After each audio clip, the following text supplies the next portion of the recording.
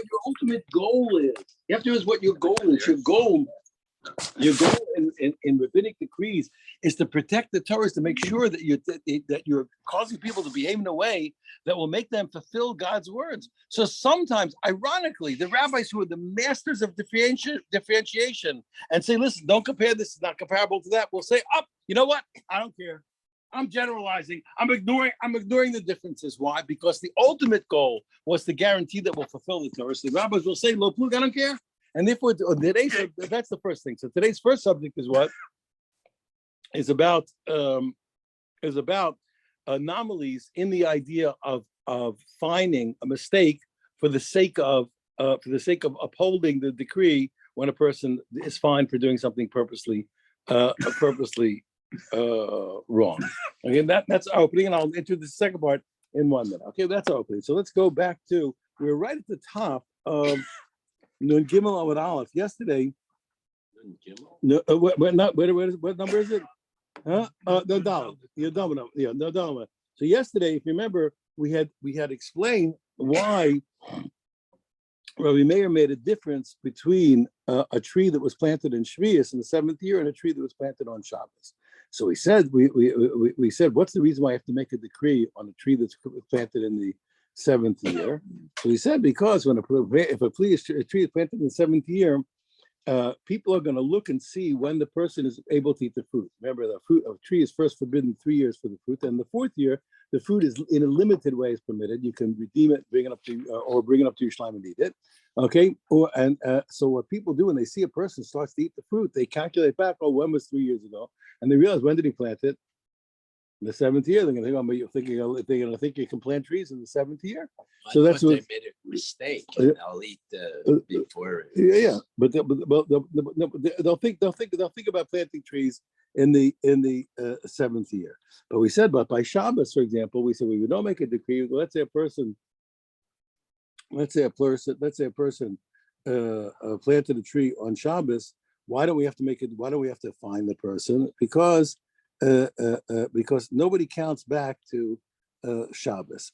But then the days. But then the Brisa gave a second explanation, and it said also what another reason is what people are suspect to be planting on Shabbos, and people are not really suspect to be planting on Shabbos. It's not going to happen. So the Gemara says now. So where we are, we're at the top of the dollar base. After we credit that Brisa, so the Brisa says in the third line, the Gemara says 1, 2. The second word on the third line, where it says, "My davar acher." Well, how did you have to give a second reason? You already told me there's a difference. So, Achi Kamer, this is what the Brisa was saying. V'chi teima Shabbos nami. You might think, what? Also by Shabbos. I mean, Zimna the Mikla Yom Shloshim Shabbos. Listen, I'll tell you why. There's a reason why people will count back to Shabbos also. Why is that? Because you know that there are two types of rules in planting where we have to know when the year begins. So, for example, if a person planted a tree during the 6th year, 30 days before Rosh Hashanah, so it's considered planted in the 6th year and not in the 7th. If a person planted within 30 days, it's already considered 7th. Also the rule, for example, by Arlo, for example, by the forbidden fruit for the first 3 years, if I plant a tree 30 days before Rosh Hashanah, when Rosh Hashanah comes, it's already 1 year. For 30 days, I get a whole year. So I only have to do 2 more years. So everybody's going to, so there's a reason why a person's going, so he said that's how, so there's a reason why we want to know if a tree was planted 30 days before Rosh Hashanah. So I'll count backwards because I want to know if it was planted, to count, did it get a year, did it sneak in a year, or was it considered the previous year?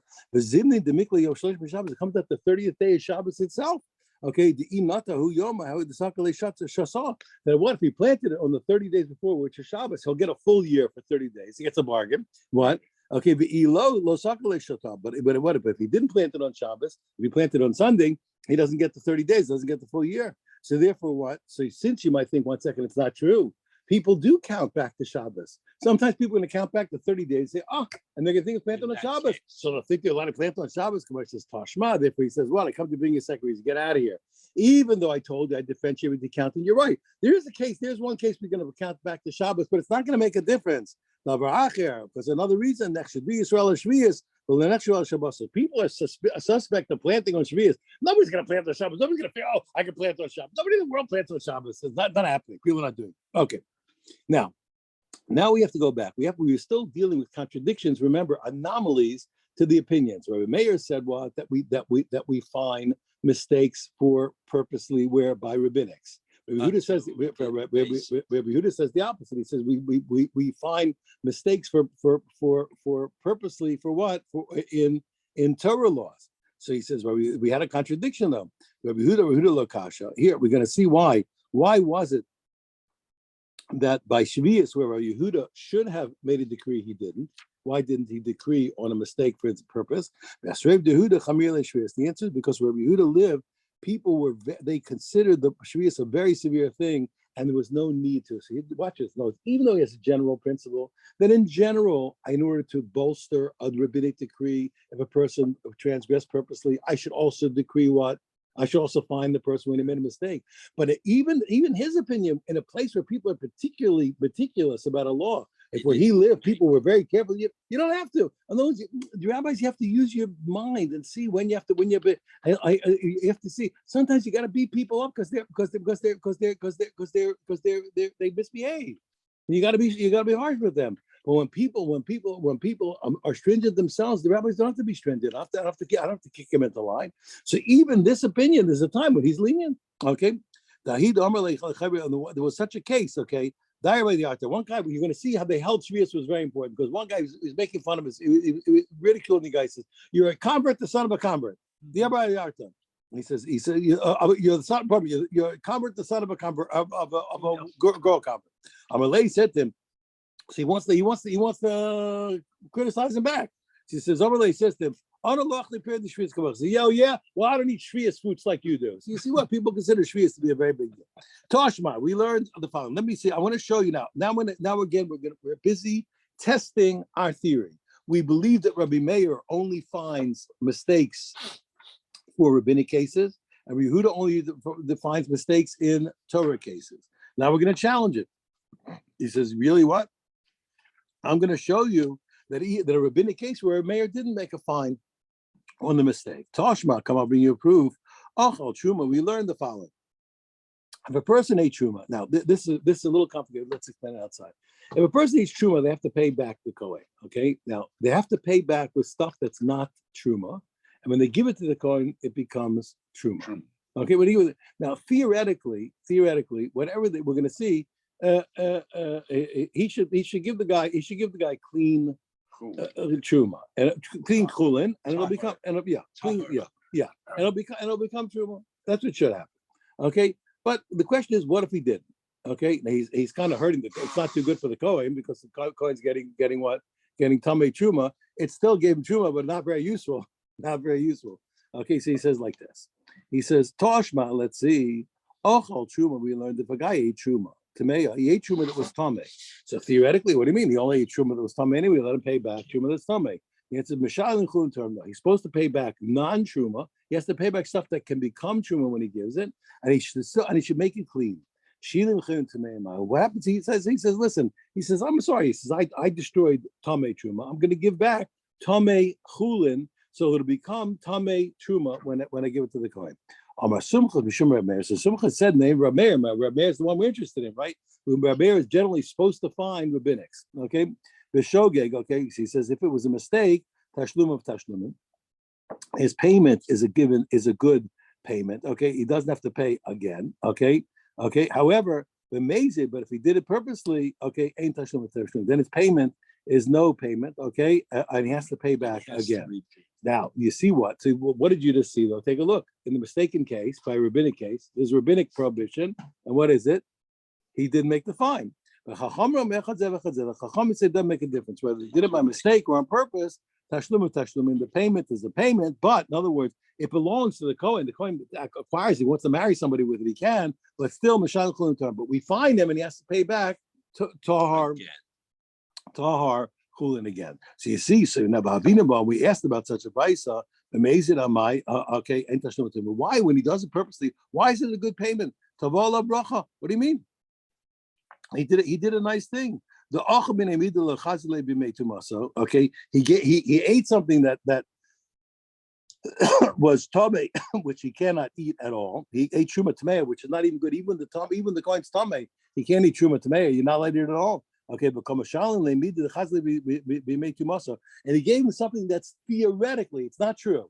He gave him something theoretically that was kosher for him to eat when he was Tameh. It's not really true. Why?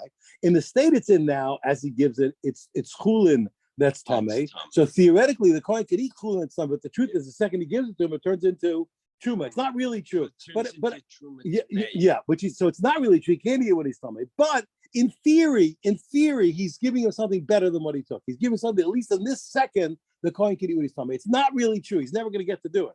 It's not really true. You understand what I'm saying? But in theory, it's a little better. He was nice. I'm like Kadi. So Rabbi says, some people say anonymously, or the name of the Chacham called Kadi. Chaser Mechso. You have to explain the Bible. It's missing a piece. Here's what it says. This is what it says. It was, why are you finding the guy? The answer is Achal Truma Tameya Mashan Koldu. If a guy ate, if the Yisrael ate Truma that was Tameh, then Mashan Koldu, you can pay anything. We give back Tahar, Tameh, doesn't make a difference. Okay? Achal Truma Tahar, but if he ate Truma that was Tahar, Mashan Koldu Tameh, he has to pay back Chulin that is Tahar. Shilin Chulin Tameim. And now what if he paid back Chulin that was Tameh? Okay? Ma what's the law? Sumcha says the name of Meir. Tashlum of Tashlum. It's a good payment, okay? And you don't have to pay again.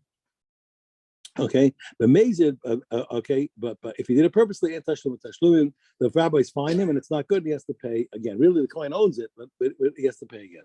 And the rabbis say no, whether he did it on purpose or by mistake, Tashlum, it's a good payment. The coin owns it, but and still, even though the coin owns what he gave him, he has to go back and pay clean chulin. And he said, okay, that really what even Rabbi Meir really agrees to the rabbis, okay. Okay, he really agrees to the rabbis that the payment is a payment. Okay, the only thing is what? That it became truma. Okay, when he gives it, but the only thing is what? But he holds. He meant to say that he has to be. He finds him. That's all. Okay. The whole argument to Rameir and the Chacham is only one thing. The classic argument: do I find a mistake in order to bolster the fine of on purpose? Okay. Which comes out what you have in parentheses. The Rameir Savalo Kansa Shok out the basic. Rameir holds we don't. The Chomer and the rabbis say that we do. When I says 1 second, he says okay. The rabbis say that we do. So Hachi Ashler. I said, what are you talking about? Now, no. So therefore, what? They got a problem. You told me that Rameir, when it comes to rabbinic fines, always holds what? Oh, by rabbinic law, you have to make the decrease. We see that he didn't because of Kasha.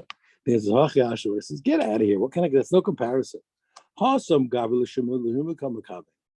there, when the guy's paying, he's trying to pay. Okay, he's a good guy. He's trying to do his job. Right. Nick say we're going to fine him. Now, this is what I'm trying to show you. Even though you have a mega rule, but the rabbis are sensitive from case to case. This is why you have to learn in order to paskin. Why? Because if you don't have the great sensitivity to see nuances of every case, you're not going to come out with the correct conclusion, and especially by decrees. Here, decree. I was just something Rabbi Karpel. Here, when I was younger, I'm not late. Don't worry. When I was a kid, if you had a book in English, it was treif. Any English book about Torah was treif. When I was a kid, they were treif. Books in English about Judaism were treif. They're written by bums. It depends where you. Yeah, when I was a kid, if a book was in English, it was straight. It was straight. Who wrote in English? Bums. Bad guys wrote books in English. About Torah. As I grew, so of course already then kosher people. Kosher people. Art was much later, but kosher people started writing books in English.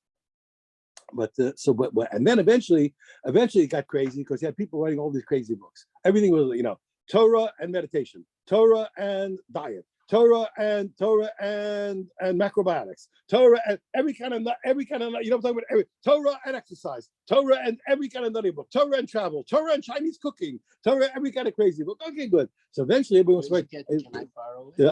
So they want to write. I didn't say I bought them. So they want to write books, Torah and psychology. So they're looking desperately for a few passages in the Gemara, where the Gemara where it directly discusses human psychology, and they're so foolish. Why? You have the greatest book of psychology in history if you study all the rabbinic decrees.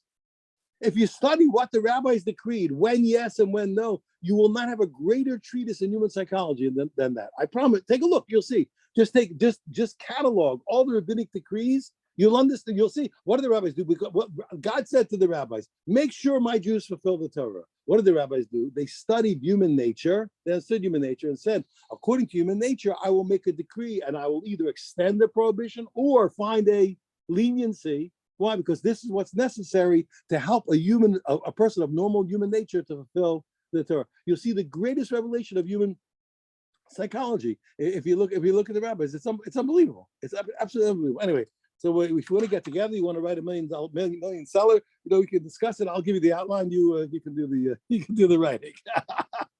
Okay. So you want it as told to. No, you don't have to mention my name. Just give me a percentage.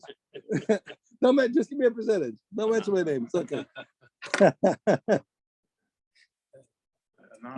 Anonymous. Yeah, it's okay. Anonymous.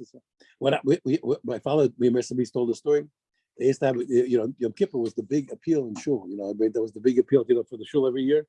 So Yom Kippur night, they in those days, $10, $5, $10, $10, $5. The guy gets up, he says, "Hello, my name's Sam Schwartz. I have Schwartz Taylor. I'm open every day from 7 to 7. I want to give $5 anonymous."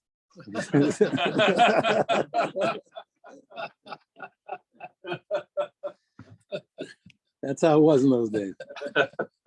Toshma. Again, I want to show you that it's not true. Again, you told me that Reb Meir always finds mistakes for purpose by rabbinics. I'm going to show you a rabbinic case where he didn't. Sometimes not. But it's a kasha. We have to answer. Dam shenitma. Okay, we have if the dam becomes tameh, so you're not allowed to you can't throw the blood. The sacrifice is going to be no good. Okay. But pardon me. When the meat's tameh, the sacrifice is no good. The rabbi said that when the dam is tameh, it's no good. So he shouldn't sprinkle the blood. So the blood became tameh and he sprinkled it. Okay, but shogi, if he did it by mistake, he didn't know that it was tameh. So the sacrifice is good. It's fine and there's no problem. Okay, but amazing if he did it purposely, the rabbi's fine and so we don't consider the sacrifice good. Of course, the sacrifice is really good, but we don't eat the meat. Yes, the rabbi's fine. We don't let him eat the meat. No, we make him repeat. No, we don't let him eat the meat. I didn't say eat the meat. I said repeat. No, we don't. He has to bring it.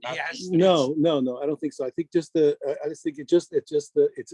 guy doesn't get a kapara. No. It's really good because I'm going to explain in a second. Because when the Kohen, the truth is that from the Torah, when the blood is tameh, it's okay. Why? Because the Kohen's head plate.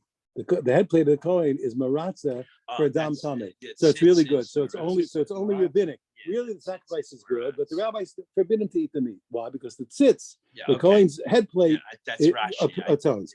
So I have a problem. So now I have a kasha. How come Rabbi Meir said what? Or we only find him not to eat the meat when the Kohen sprinkled it purposely? How come we don't find him also when he did it by mistake?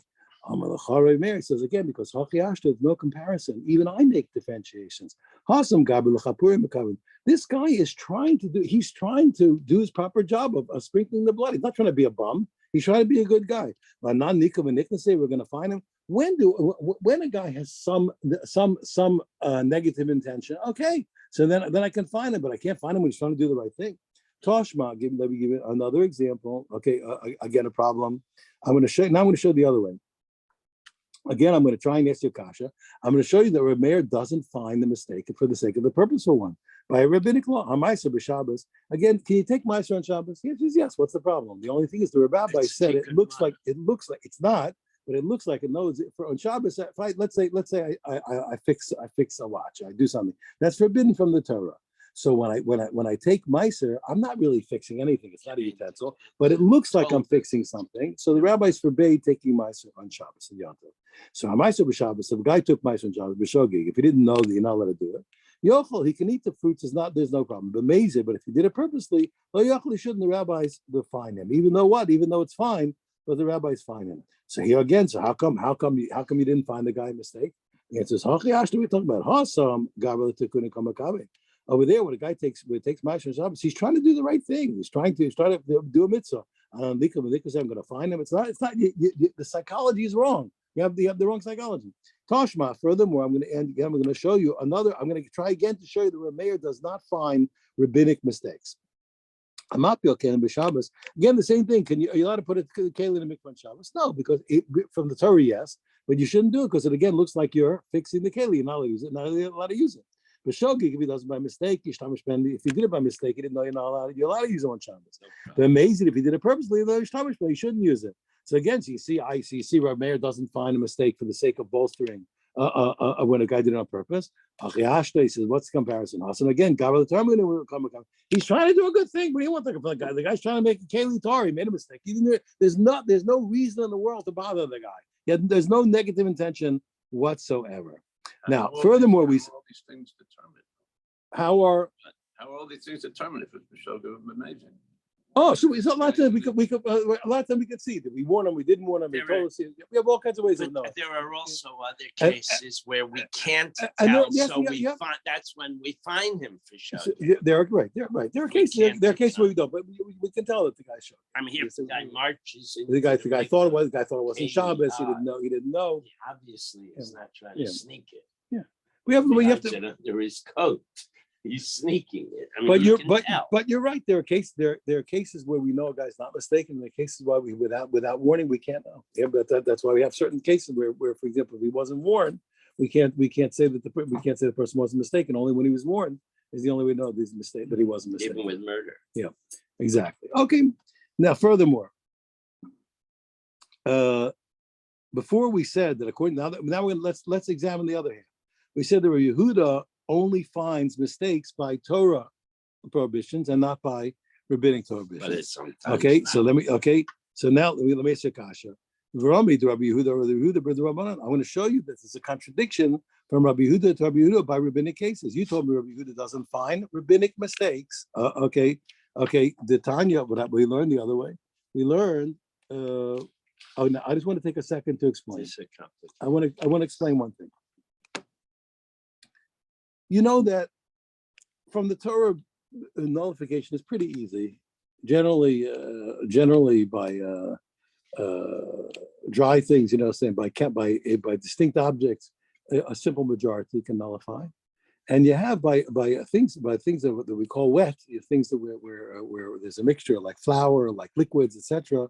So those things are we'll say nullification usually happens with 60 to 1. Or so it's either 2 to 1 or 6 to 1. But there are places where the rabbis were stringent. So for example, arla or kilei karim, arla, the first 3 years of fruit, if it gets mixed in, you need 200 against 1 to nullify. And also by kilei karim, if you put let's say you planted grains and vines together, you need again 200 against 1. That's one thing. But there's a second point you have to know. And that is that sometimes the rabbi said nothing. Certain things they said you can never nullify. Why is that? Here, this is psychology. This is beautiful psychology. I'll explain something beautiful. I'll explain something beautiful about it. There are times when the rabbis say that something occupies a place in your mind that is so strong that even though numerically you can nullify it, since psychologically it won't go away, the rabbis say it's not nullified. From the Torah, it's nullified, but the rabbis say it's not. So for example, I'll give you an example, not in our case. Davar shebeminyan, things that are sold in ones. Here, if you have a shop, usually you sell things by the pound, by the thing. Eggs. Wait, but when you charge by the one, you're showing that this thing is what? It's a very when you sell them one by one, you're showing that this thing is very precious, is very valuable. So things that are sold, that's called davar shebeminyan. Things that are sold one by one are so important, even though numerically from the Torah they're nullified.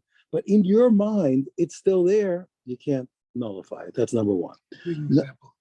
I just told you, for example, anything that's so precious, here, like here. When I came to America, I was shocked. I lived most of my life in Eretz Israel. You buy avocados, you buy a kilo of avocados, 2 kilo avocados. I come to America, they're $1 an avocado, 79 cents. You charge me by the fruit? They're chutzpah. They charge me. I'm not buying that. You charge me by the avocado? That's why they do it. So you won't buy. That's right. That's guys. You know, anyway, so that's called davar shebeminyan because it shows that it's very valuable. So in your mind, it's so important it cannot be nullified. Another thing, for example, chaticha haru'uya l'schabe. Another thing is a portion that's sufficient to honor a guest with.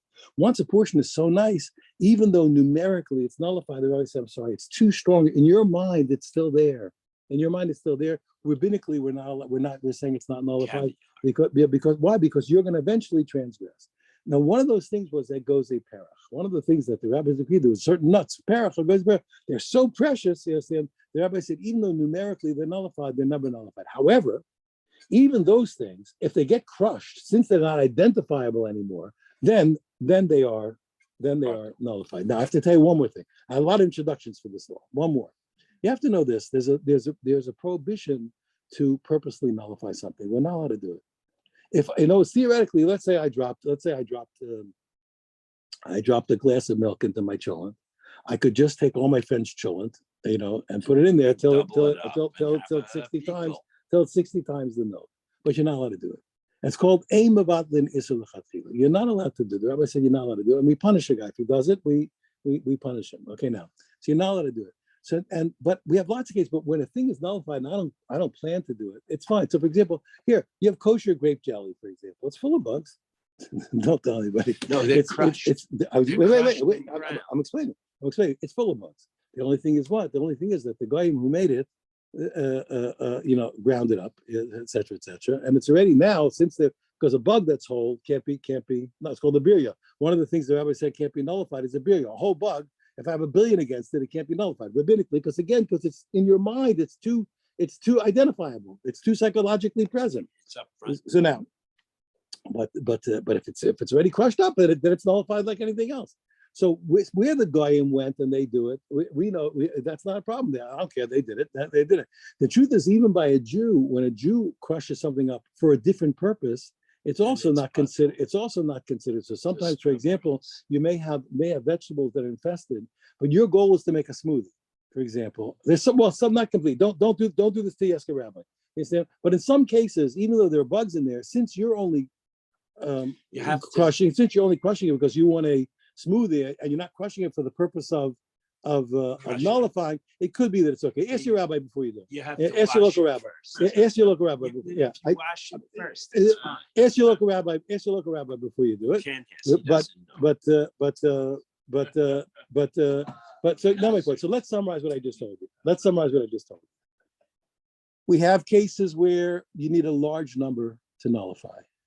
We have cases where no matter what the number is, you can't nullify because the rabbi said what? The rabbi said it's too present in your mind. It's too psychologically present. Those are things that the rabbi say are not batal even if you're 1,000, you can't nullify it. In addition to that, though, things that let's say might be like egoze perach, like these nuts of perach, which are considered very important. They're precious, they're like what we call like those eggs from Russia. What is it called? Whale eggs. No. Eggs. They're jewels. Caviar. No, they're jewels. What do you don't mean pearls? Yeah, it's a piece of art. They're called they're eggs. Oh, you mean the Fabergé? Fabergé eggs. Like no, these are like Fabergé eggs. You know? Not so, quite. But the answer is, but even that once it's crushed is no longer identifiable. So it's lost its psychological presence. Okay. So now let's take a look. Now let's come back. If you have all this introduction, let's come back to the Gemara. So the Gemara wants to say the following. He says, I'm going to ask you a kasha. I'm going to show you that Rabbi Yehuda does sometimes make a decree by rabbinics. The Tanya, because we learned naflu. Okay, you had what? If you had these nuts of perach that fell into permitted. Pardon me, 1 second. You had perach nuts which fell together with very important nuts and important pomegranates, which is called ribone badan, of arla. So they're both forbidden. They fell together, naflu. Okay, they fell into anything that was permissible, and really what? And so in theory, what they can't be nullified.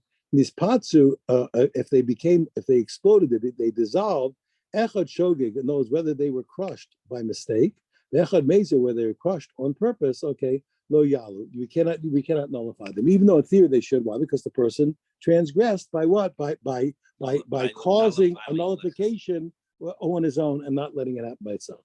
Divrei Rabbi Meir, and that's the opinion of Rabbi Meir and Rabbi Yehuda. So we see not only does Rabbi Meir find the mistake because of the purposeful, even Rabbi Yehuda does.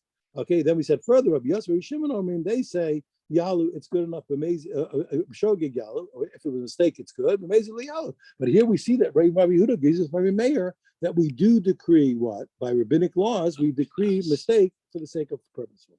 But over here, over here from the Torah, I think there's 1 and 2. Two against 1 would have nullified it. Rabbanu who degas, it's only the rabbis who demanded that it's not batal because this is a very precious item. Okay, but Kalkanis Rabbi Yehuda, and still Rabbi Yehuda finds the person. Okay, Hasam time of the release. Here's the reason. Because the person will cheat. Exactly what you said here. What will happen is this is what you said, Rabbi Karpel. Over here, that what this is a case. Why does Rabbi Yehuda make a fine? Because here we can't nail the guy. We can't tell if he's mistaken. The guy will purposely crush them and say that what that it was about mistake. You see, Rabbi Karpel is exactly what you're asking. Over here, so he says I have to be stringent. Since I'll never truly know if he was mistaken, I have to find even though I hold in general, I don't find mistakes for the sake of purposeful. When I can't truly know if he was mistaken, then I have to find it because otherwise everybody's going to cheat and do it on purpose and say there was a mistake. Now let's get back. What about Rabbi Yossi though? We just saw that Rabbi Yossi find mistakes for the sake of purpose. He says the Tanan, but we learned this is really a Bryce. It's not a Mishnah. The Tia Shel Arla, if there was a planting of if a guy planted Arla, okay, and it's before 3 years. It's a Mishnah. V'shel kilei, thank you. V'shel kilei kerem, and also what? And if he planted a planting of Arla, he planted a planting of mixed planting. He planted weed and a vine. Okay, so the vine. So now the vine that was planted illegally, or the tree that was planted illegally, are mixed up with other ones. All of a sudden I can't remember which one is which. How is that lo yilake? He shouldn't pick it. Now what's happening? It's really outnumbered by 200, but it's no good because the outnumbering only happens. You can't be outnumbered while it's on the tree. Only when I actually pick the fruit does then the fruit get the benefit of being outnumbered. So I got a problem. Why? Because the second I pick it is when it's becoming nullified. So he says what? He says, don't pick it. You're not allowed to pick it. If you did pick it, so his opinion, the first one is what? It'll get the benefit of 200 to 1. It was 200 to 1 against it. The fruits were 200 to 1 against it, but it didn't happen until he picked it. He shouldn't have picked it because he shouldn't have nullified it. But second he does it, it's okay. But he can't do it for the purpose of being mevatel. Rabbi Yossi says no. He says no, even if he did it purposely, it's still good. So he told me he finds it. He's not finding purposely. I says, get out of here. It's no contradiction. Did my learn on Rabbi said, nobody does general. We don't have to make decrees at all in this case. Why? Because nobody's so stupid. If I made a forbidden planting, I make sure that it's identified. If a vine got planted with wheat, or if a tree got planted. Well, Orla, if a tree got planted and it's not 3 years, it's always identified. Nobody's stupid enough to put a baby tree together with old trees. They're saying nobody's stupid enough to put a tree that was forbidden when it's planted and not mark it, but leave it with other trees. And therefore what? So therefore, even if the guy picked it purposely, since the truth is that it's nullified, over here there's no reason for the rabbis to decree. It's not common. Okay, similarly, that's what happened. We have a general principle. Again, we have a status quo that people don't act that way. Again, this is human psychology. People don't do it, and therefore what? The rabbis, I want to explain one thing, and this is why it's very important. Why don't the rabbis decree in uncommon cases? And I want you, this is very important. And you have to love the rabbis to pieces. They were the most wonderful creatures in the world. They were wonderful. One of the things the rabbis made decrees because they had to. They had to. Nobody wants to beat people up. Nobody. It's a sickness. People want to boss people around are sick. It's a sickness to want to boss people around. It's a sickness. It's a sickness. The rabbis, when they tell people to do, because they have to, because you love them, you have to forbid them and guide them, because you have to make sure that they don't hurt themselves. That's why. So when what you have to realize, when you make a decree, it's going to affect millions and millions of people in situations that you never thought of. You know that our gittin today, the get that we give, 99% of the things that we do are rabbinic. It's very hard to write a bad get from the Torah. It's very hard. There's a famous shuvah in Rabbi Feinstein. They people they always want to knock the rabbis. So they think, oh, this guy wasn't such a smart guy, was such a learned rabbi, and maybe his gets no gay. He says, listen, very fine. He says, maybe the guy wasn't so learned. He says, it's very hard to write a bad get from the Torah. He says, you have to do a really bad job. He said, most of the things we do in getting are rabbinic. He says, anyway, so I don't know that he's such a bad guy. I don't have to go around retroactively nullifying this guy's get. Now you have to realize when you make a decree by a get, one day you the rabbis, you did it. One day there's a woman at the dock as the boat is sailing away, and the tears pouring down her face, and she's sobbing and crying her eyes out that her beloved is gone. She can never marry him. Why? Because you made a rabbinic decree and you apostled the divorce. So when you make a rabbinic decree, you're right. God told you to do it, but you better think not once, 1,000,000 times. You're going to affect 1,000,000 people you never saw, and 1,000,000 lives you never saw. You have to be careful. So the rabbis are in no rush to make a decree. When they make a decree, it's an emergency. It's an emergency because God forbid Jewish people are going to transgress the Torah. But believe me, they think a lot about it. Not like these bums writing these newspapers in America. Oh, the rabbis, they don't care about anybody. They let everybody go. They don't care about the women. They care about everybody. God commanded them to protect the Torah. You're right, and they're casualties, and it breaks our heart. Don't miss the point. The rabbis care about everybody. It breaks their heart.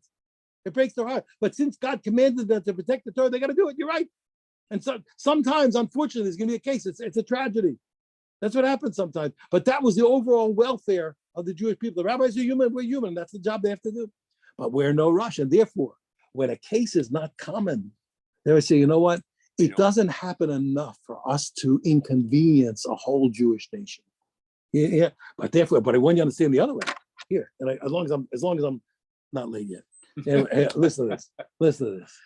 But nevertheless, you see, when it comes to a mitzvah from the Torah, God said to blow a shofar on Rosh Hashanah, even when it's Shabbos.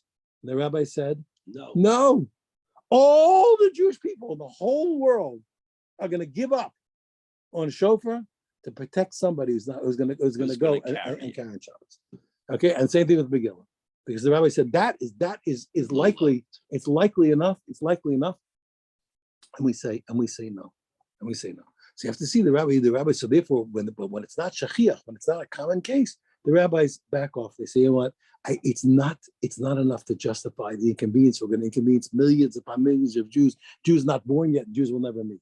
And if we have to, you have to give courses, and you have to explain to everybody, and the people in the world, the people are ignorant, and they're foolish, and they denigrate the Chachamim, and they're bums, they're primitives. They have no idea. They have no idea the sensitivity and the love and the care that the rabbis lavished on the Jewish people. It's the opposite of what they think. They're so wrong. It's a criminal. It's a criminal offense what they're doing, because they take away not only do they weaken the Jews, but they take away the beauty of the rabbinic law. The rabbis, nobody loved you like the rabbis. Believe me, nobody in the world loves us like the Chachamim did. Okay, let's go to the end.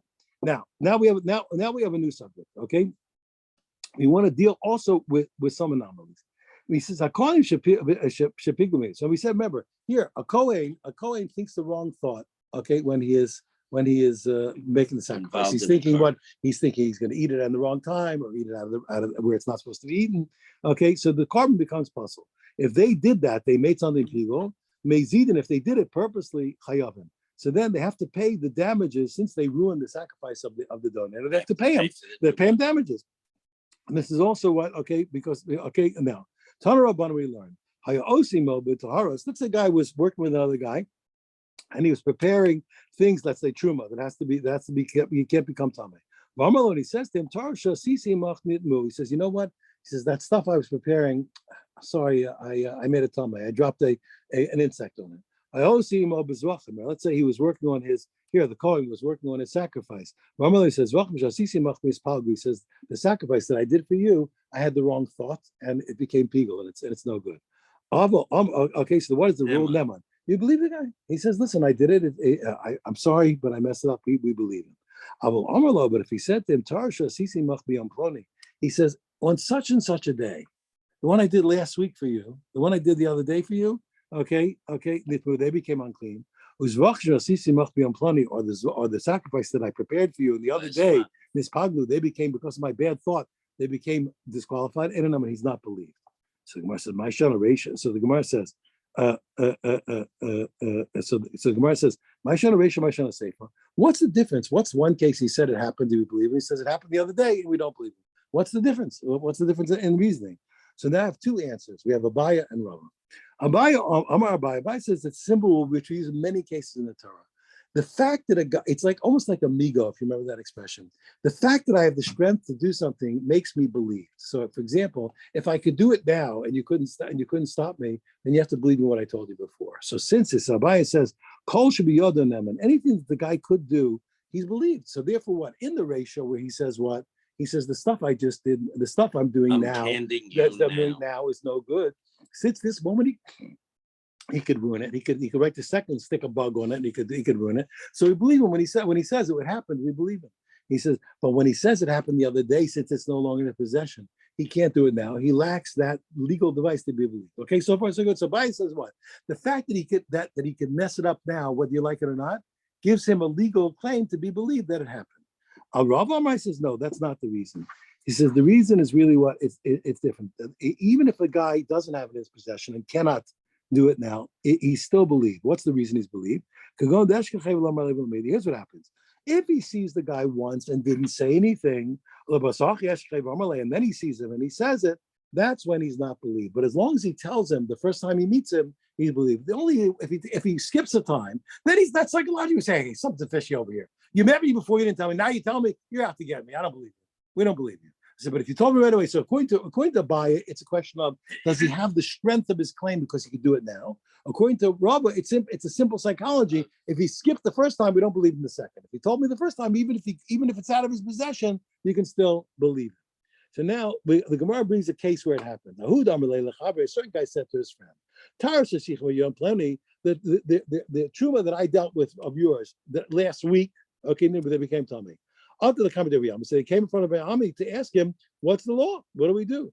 Amar he says, sure, said that he said, according to the letter of the law, Eino Neman, he's not believed. Now, he's not believed. Okay, he's not believed, he says. Amar Rabbi Yasi came. So Rabbi Yasi said to Rabbi, you say that? Rabbi Yochanan said, not like you. He says, we see the Torah does believe him. Okay, but it's even after time, he still believes. So how could you say it? Where do we see that the Torah believes a person even after time? What's the proof? I'll tell you why. It comes from the rule of a Kohen Gadol on Yom Kippur. There's one time the Kohen Gadol essentially is all by himself. When he goes into the Holy of Holies, okay, they got to sprinkle the blood. Okay, it's just him and God. That's all. The Chiyam Pigel, and he comes out, he says, listen, you know what? I had the wrong thought. It's no good. Okay, I had the wrong thought. He says, in the Holy of Holies, okay, even though he's by himself, okay, and he's believed, and therefore what? And he can't do it now. He can't do it now. And it's later. And where do I know? And where do I know that it's okay? How do I know? How do I know that we believe him? Because nobody's allowed to be in there. And since no one can be in there except for him, so you see that we believe him on his own testimony. But I says it's not true. Even though nobody can go in there, he's not really unobserved. We can see him. We can't go in there, but there's a way to see guy even at the Kadashim. Why? But deal with the Shamini the Pug. No, I didn't get up to there. First of all, I jumped the gun. First of all, so what do you mean deal with Shamini the Pug? 1 second. Pigel in this case, according to this opinion, you have to say it, not just a bad thought. He has to say, "I'm going to eat this at the wrong time. I'm going to eat this in the wrong place." He says, "Elav de meheman." If he wasn't believed, Alfagav the Shamini.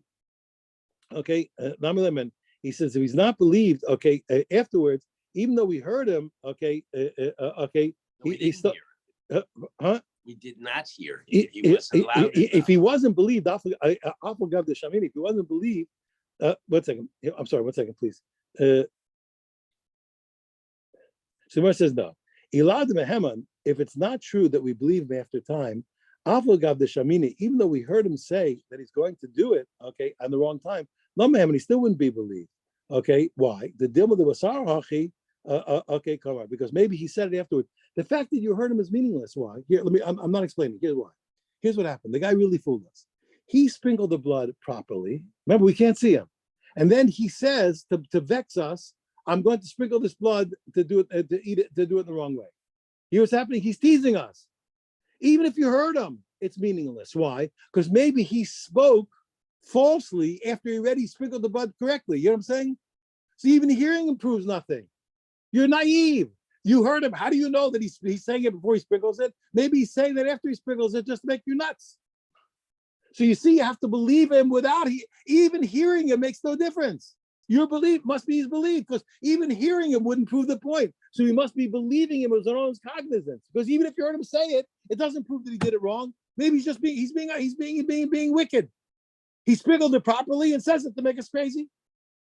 So the answer is, but the Gemara says, okay, but still, it's not true. We're not believing it. Why? But really, we saw him. There's like a window or a door. There are windows and doors that allow us to see into the, for various reasons, allow us to see into the Kodesh Kodashim. So it's not true that he's believed in his own cognizance. We could have seen and heard exactly at the right time. So see what the guy who was proximate heard while and others saw. did not. Yeah, and saw.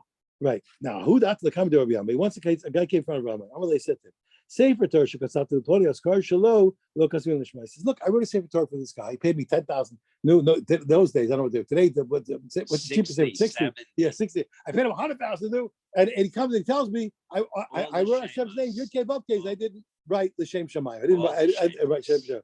Amalei, he says to him, Sefer Torah biyad me. He says, in whose possession is the Sefer Torah at this moment? It's in the hand of the buyer. It's no longer under control of the sofer.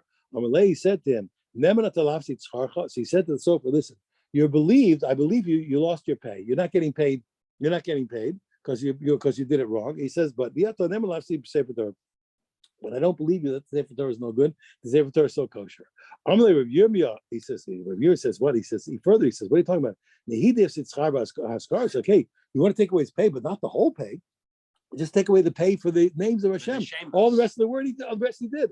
Why should you lose it? Now you have to. This is according to an opinion, because you have to see. It's really if the shemos are not written the Shem Shemaim, the whole Sefer Torah is no good.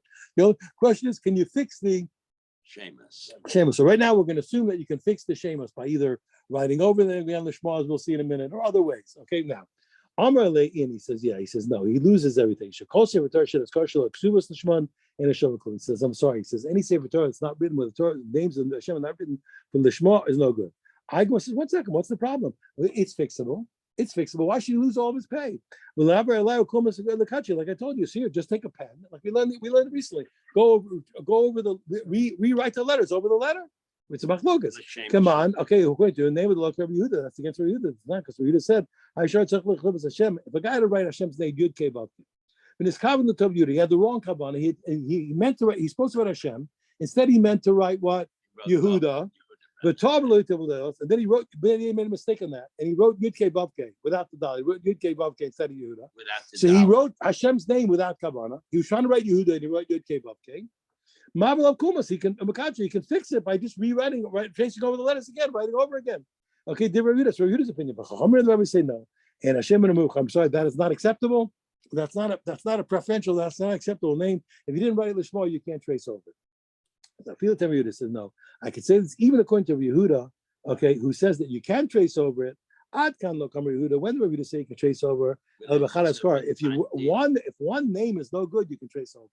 I will the Sefer Torah.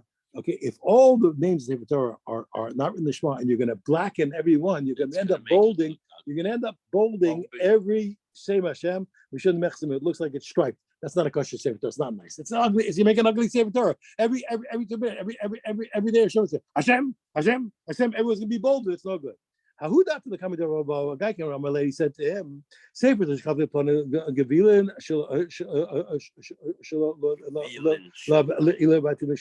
He said, Sefer Torah, I wrote for this guy. When I process the parchment for Sefer Torah, I have to do it for the sake of a Sefer Torah. I can't process them and then say I'll use it for Sefer Torah. In order to be kosher for Sefer Torah, the original processing of the parchments, the procuring of the parchments, has to be done for the Sefer Torah. He says, I didn't do it lishma. Amalei said to him, Sefer Torah biyad me. Again, it said who in whose hands is the Sefer Torah? Amalei biyad lokech. He said it's in the hand of the buyer. Amalei, he said, he said the opposite. Since I believe you to lose your pay for doing a bad job, he says, I also believe you that you can say the Sefer Torah is no good. Gemara says, "My son to Rabbi Abi." He says, "How come it's different than Rabbi Abi?" The Rabbi Abi who said that what? That you can't. That Rabbi Abi said, "Look, he loses his pay, but he doesn't destroy the Sefer Torah." He says, "Here's the difference. Over there, I can say what." When he didn't write the names of the Shema, I can say he made a mistake in Rabbi Yirmiyah's law, okay, because he thought that he's only losing the pay for the names. Okay, that's a mistake. But over here, here he's destroyed. There's no question. He's really losing every bit of pay. Every single. He knows that he's over there. He thought he's only when he said I didn't write it. He was only giving up the pay for the names of Hashem. So that's not enough to believe. It's not enough loss on his part to believe him to possible the Sefer Torah. But over here, he knows there's no chance. He knows he's losing every penny that he put in. Okay, since he's losing all of his payment. Okay, and he came in and he said it that it's no good. I have to say that he said the truth. But both sides, that was a big page. I'm sorry, nothing I could do. A lot of information for one day. We'll see it tomorrow. The very last thing that you said. Yeah. You could go through that one more time, how he could say. Let me tell it outside to you. The point is like this. We can say that sometimes when a guy loses his pay, the fact that he's willing to lose his pay, he can't, he must be, he must be telling the truth about the Sefer Torah. When it's a small amount, he thinks even though the truth is he's losing his pay for everything. But if he thinks he's only losing his pay for the names of God, he's not losing enough to say what, you know what, for that little bit of loss, he'll be a rat. He'll vex his friend. The guy has been nudging. He'll vex his friend. He'll be a bum. Yes. But to give up your whole pay for all you knew, it takes a year, take maybe 2 years, right? To that, if he's willing to give up his pay, he's telling the truth. Every time it's possible. If you do full-time 8 months. Yeah, 8 months. Yeah, for a good writer. All right, see you in the daytime. Thank you. Thank you. Have a great day. Shame. Yeah. That safer costs almost $100,000. Yeah, I'll tell you a story. If you want to hear it, I'll tell you an interesting story. The first time I bought a Sefer Torah for the yeshiva, Eretz Israel, we didn't have much money. You want to hear a story? I'll tell you an incredible story. You won't believe it. Incredible story. Listen to this. There were 2 guys in Eretz Israel, or all around the world. These guys were mamish bums. They did a terrible thing. One guy presented himself as an expert sofer. The other guy presented himself as his secretary. They would go all around America to synagogues saying, "Oh, we're here to check your Sefer Torah to help you." What they would do is, whenever they found a lot of shuls have a lot of Sefer Torah, it's a beautiful one. Whenever they found a beautiful Sefer Torah, they would steal it and they would replace it with an inferior Torah. They stole hundreds of Sefer Torah. Listen to this. They stole hundreds of Sefer Torah. Listen, they stole hundreds of Sefer Torah, and they put them into a warehouse in America. I think it was in. And I know the guy. There's a guy who worked for the Shabak. The Shabak is in Israel. Shabak is the like the FBI in Israel. Shabak is the Shir B'Tachon. They're the internal security. Shabak. Shir B'Tachon. Shin Bet. Yep. So I know the guy. He was in Paris with this American guy, and the guy was dying on his deathbed. And he confessed to this guy from the security services. He confessed everything on his deathbed, how he and this guy stole his Sefer Torah. And he told him where the warehouse was, and he gave him the keys. Yeah, you know the story. I know the guy. I knew the guy. I don't know now. You knew the Shin Bet. I knew the Shin Bet guy. The bum. No, I knew the bum, not personally. I knew who he was. I knew him also. I knew who he was. Right? No, friend, yeah. So this Shin Bet guy went to New York and found hundreds of Sefer Torah. Many were fine. And there were a bunch of them that were water damaged. No, anyway, what are you going to do? This is before they had the infrared.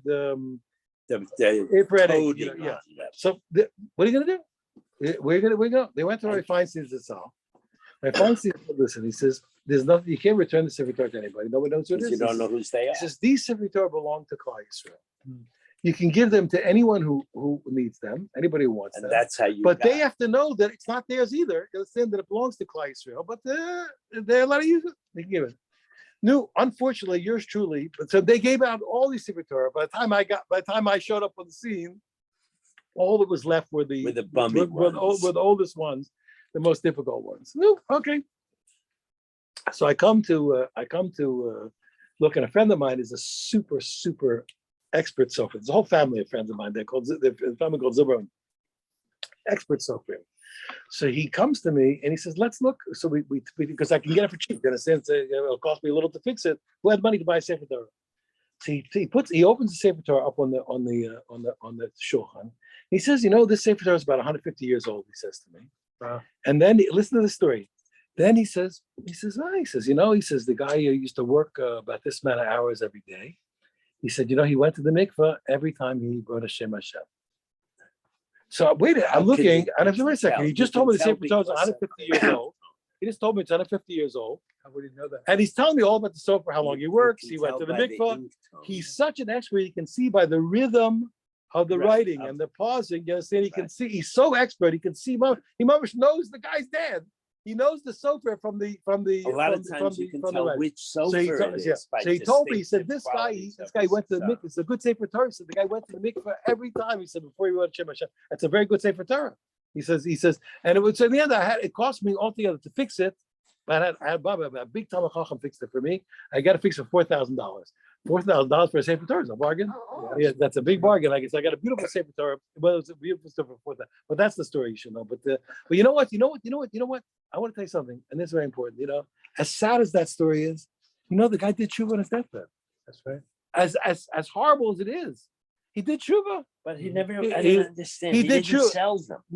They were hoarding them. Yeah, but that's ridiculous. Yeah, sell them. Who knows? But my point, what the beautiful, the happiest part of the story for me. I'm happy I got to say that you got to say. No. The happiest part is this guy did tshuva on his deathbed. Thank God. That guy did tshuva. Who knows? And every time he read that Sefer Torah, who knows how it helped the guy? You're saying who helped the guy? That's the point. Now, boss, I see you tomorrow. Thank you. Thanks, Bob. So long. There for free. But I had to be fixed. I had to pay. I got.